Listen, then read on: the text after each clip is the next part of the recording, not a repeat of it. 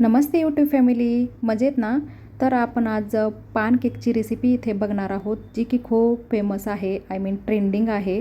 पान हे एक ॲक्च्युली माउथ फ्रेशनर आहे आणि जी आपण आज फ्रेश पानचा यूज करून या ठिकाणी पानकेक बनवणार आहोत. अतिशय युनिक फ्लेवर असतो ह्या पानकेकचा. तुम्ही जर आजपर्यंत टेस्ट केला नसेल तर प्लीज अशी ही रेसिपी फॉलो करून तुम्ही बनवा. तुम्ही पुन्हा पुन्हा बनवून खाल, ही माझी गॅरंटी आहे. हाफ के जी आपण पानकेक परफेक्ट इथे बनवणार आहोत. तर हा तुम्ही पानकेक कोणत्याही फेस्टिवलला बनवून तुम्ही एन्जॉय करू शकता आणि खूप फटाफट अशी होणारा हा पानकेक आहे. हिची रेसिपी खूप इझी आहे. चला तर वाट कसली बघता, चला आपण पानकेकच्या रेसिपीला सुरुवात करूया. तर त्यासाठी आपण घेऊया एक बाऊल आणि आता घेऊया मैदा. तर त्यासाठी आपल्याला लागेल 1 कप मैदा. तर आपण नंतर आपल्याला लागेल बेकिंग पावडर. तर बेकिंग पावडर ह्या ठिकाणी आपण घेणार आहोत 1 टीस्पून अँड थोडासा आणखी अशा पद्धतीने 1 टीस्पून आणि थोडंसं वरती असं आपण बेकिंग पावडर घेणार आहोत. आणि त्यानंतर आता आपण घेणार आहोत बेकिंग सोडा या ठिकाणी आपण घेणार 1/4 टीस्पून आणि थोडंसं आणखी, हे बघा अशा पद्धतीने 1/4 टीस्पून घेतलेला आहे आणि थोडंसं आणखी लागेल आपल्याला, हे बघा एवढ्या प्रमाणात. चला तर आपण ड्राय इन्ग्रेडियंट्स चाळून घेऊया व्यवस्थित. गाळून घेतल्यानंतर ते व्यवस्थित आपले ड्राय इन्ग्रेडियंट्स आपण मिक्स करून घेऊया एकदा आणि मग हा बाऊल आपण ठेवूया साईडला. बघा अशा पद्धतीने आपल्याला मिक्स करून घ्यायचं आहे. आणि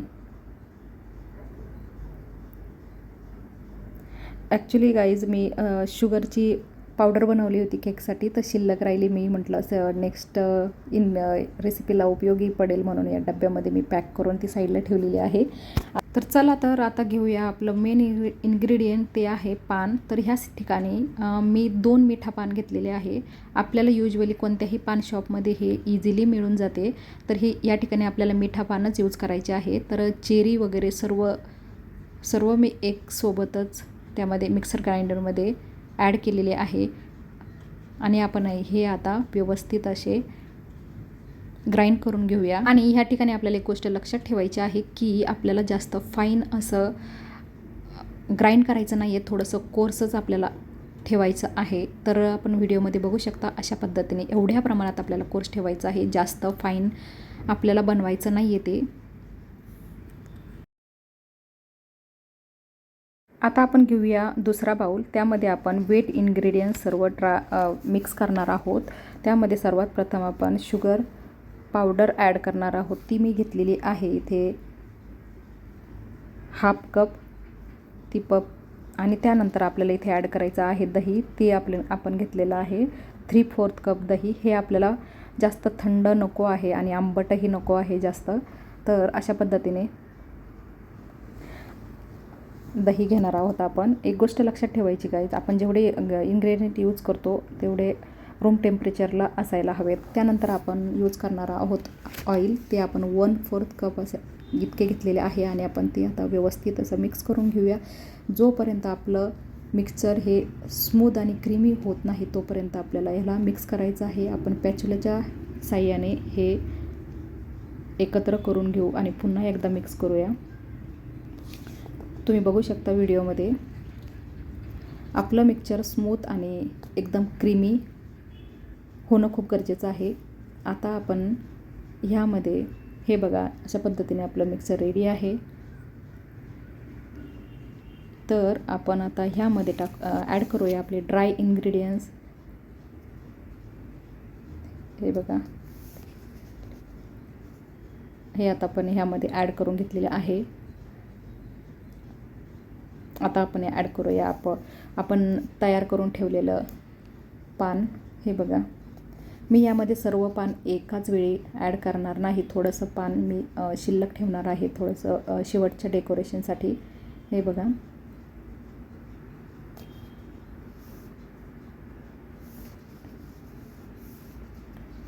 आता हे पण आपल्याला व्यवस्थित असं मिक्स करून घ्यायचं आहे. जोपर्यंत स्मूथ आणि क्रीमी आपलं मिक्सचर रेडी होत नाही. एकदम स्मूथ असं आपल्याला मिक्सचर हवा आहे, तोपर्यंत आपण हे मिक्स करत राहणार आहोत. आणि त्यानंतर हे थोडंसं मला थिक वाटत आहे, तर त्यामुळे मी त्यात पाणी ॲड करणार आहे. हे बघू शकता, जास्त आपल्याला एकदमच पाणी ॲड करायचं नाही, थोडंसंच ॲड करून आपल्याला मिक्सर आपल्याला रेडी करायचं आहे आपलं बॅटर. हे बघा, आता पॅच्युलाच्या हेल्पने आपण एकत्र करून घेऊया आणि पुन्हा एकदा आपण मिक्स करूया.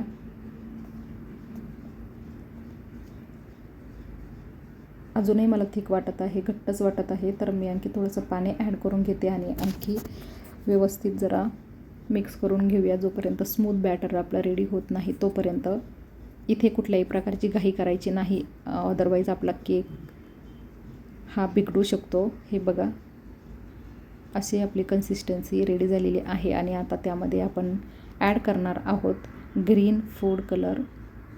पानचा केक ॲक्च्युली ग्रीन असतो, त्यामुळे आपण इथे फूड कलर ग्रीनच यूज केला पाहिजे. तर अशा पद्धतीने मी इथे ॲड केलेला आहे. थोडासा पहिला ॲड केला, बट तो पुरेसा नव्हता, त्यामुळे आणखी थोडासा ॲड केला आणि पुन्हा मी व्यवस्थित असं आता मिक्स करून घेणार आहे. तुम्ही बघू शकता,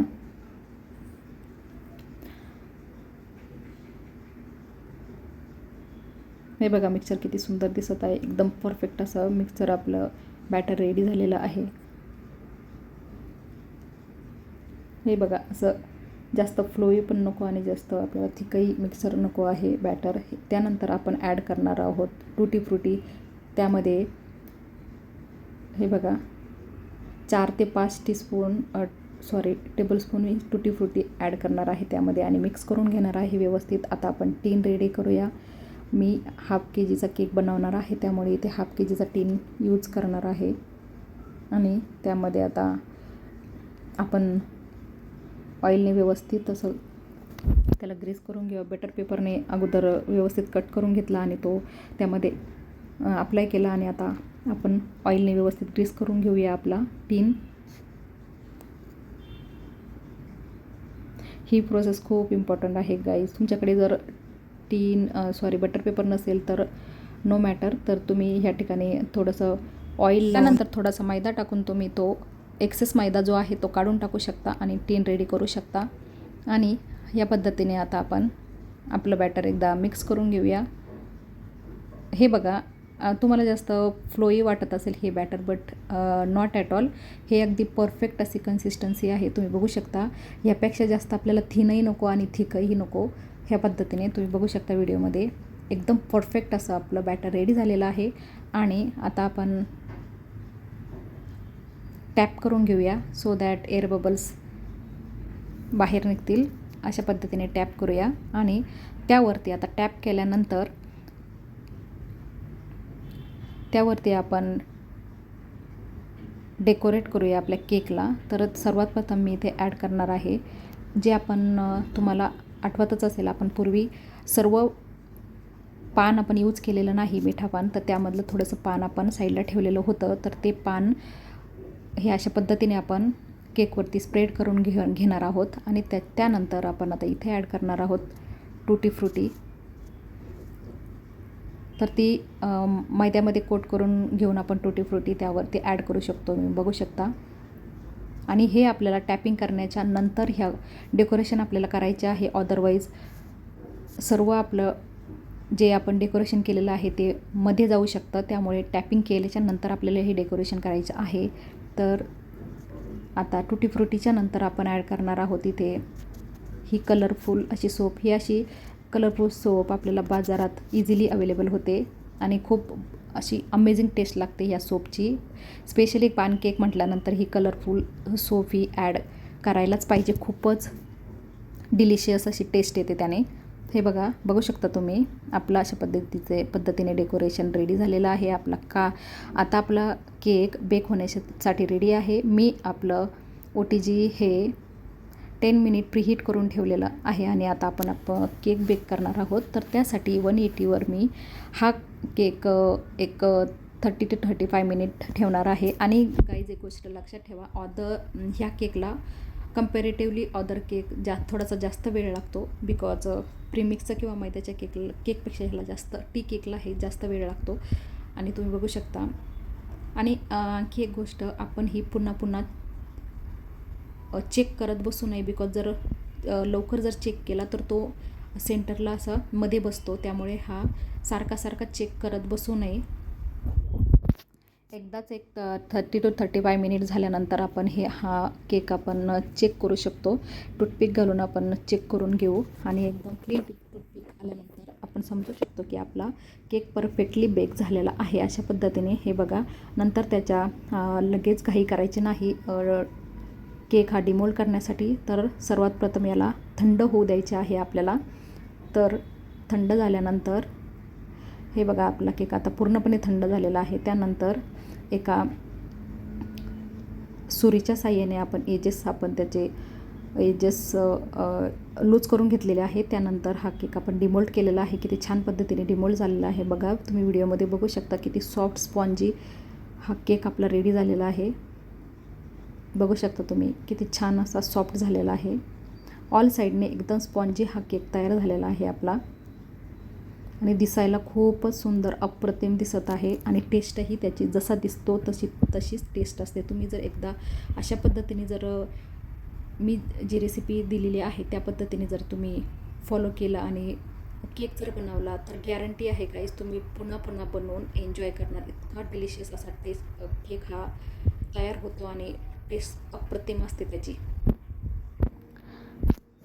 आणि गॅरंटी आहे तुम्ही एव्हरी फेस्टिवलला हा केक बनवून एन्जॉय करणार. इतका सुपर्ब असा टेस्ट याची असते. ॲक्च्युली जे पान लवर्स असतात त्यांना तर भरपूर आवडतो हा केक. हे टी टाईम केक हे आपले भरपूर दिवस टिकतात.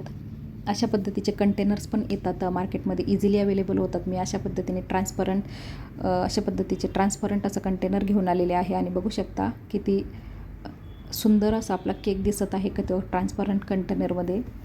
हे आपल्याला इझिली अवेलेबल होतात, फारसे महाग पण नसतात. हा मला काहीतरी एक पीस 11 रुपयाला असं काहीतरी मिळालेला आहे. जास्त कॉस्टली पण नसतात. आता आपण याचं वेट करूया. तुम्हाला मी जवळून दाखवते. आपल्याला हाफ केजीचा केक बनवायचा होता. तर बघू शकता 493 एवढं याचं परफेक्ट वेट झालेलं आहे. म्हणजे आपला हाफ केजीचा केक हा परफेक्टली रेडी झालेला आहे. तर तुम्ही बघू शकता व्हिडिओमध्ये. आता आपण याला पॅक करूया. अशा पद्धतीने पॅक करू शकता. आणि थँक्यूचं स्टिकर हेही इझिली अवेलेबल होतं. कोणतंही केक रॉ मटेरियल केक शॉपमध्ये किंवा मार्केटमध्ये अवेलेबल होतात असे थँक्यूचे आपल्याला स्टिकर्स. अशा पद्धतीने स्टिकर्स लावलेलं आहे. तुम्हाला मी जवळून दाखवते की किती सुंदर दिसत आहे. आणि गाईज, थँक्यू सो मच माझी रेसिपी फुल बघितल्याबद्दल. आणि तुम्ही एवढा वेळात वेळ काढून रेसिपी बघितली त्याच्यासाठी खरंच मनापासून खूप आभार. जर तुम्हाला आजची रेसिपी आवडली असेल तर प्लीज लाईक करा, चॅनलला सबस्क्राईब करा. जर तुम्ही नवीन असाल तर प्लीज सबस्क्राईब करा अशाच यूजफुल व्हिडिओज बघण्यासाठी, रेसिपीज बघण्यासाठी. आणि आजचा केकची रेसिपी आपल्याला कशी वाटली ती कमेंट करून नक्की कळवा.